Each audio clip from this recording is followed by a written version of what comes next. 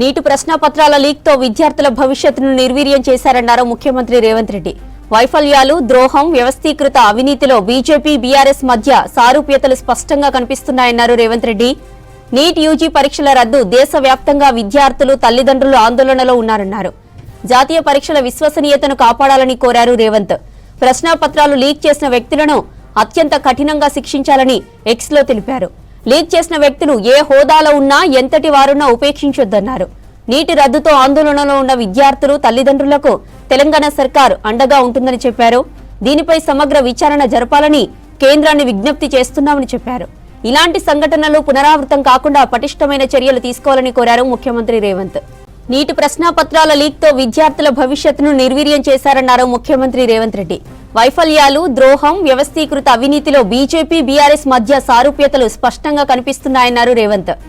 నీటి యూజీ పరీక్షల రద్దు దేశవ్యాప్తంగా విద్యార్థులు, తల్లిదండ్రులు ఆందోళనలో ఉన్నారన్నారు.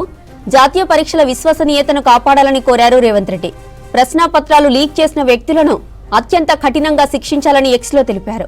ఇక లీక్ చేసిన వ్యక్తులు ఏ హోదాలో ఉన్నా, ఎంతటి వారైనా ఉపేక్షించొద్దన్నారు. నీటి రద్దుతో ఆందోళనలో ఉన్న విద్యార్థులు, తల్లిదండ్రులకు తెలంగాణ సర్కార్ అండగా ఉంటుందని చెప్పారు. ఇక దీనిపై సమగ్ర విచారణ జరపాలని కేంద్రాన్ని విజ్ఞప్తి చేస్తున్నామని చెప్పారు. ఇలాంటి సంఘటనలు పునరావృతం కాకుండా పటిష్టమైన చర్యలు తీసుకోవాలని కోరారు ముఖ్యమంత్రి రేవంత్ రెడ్డి.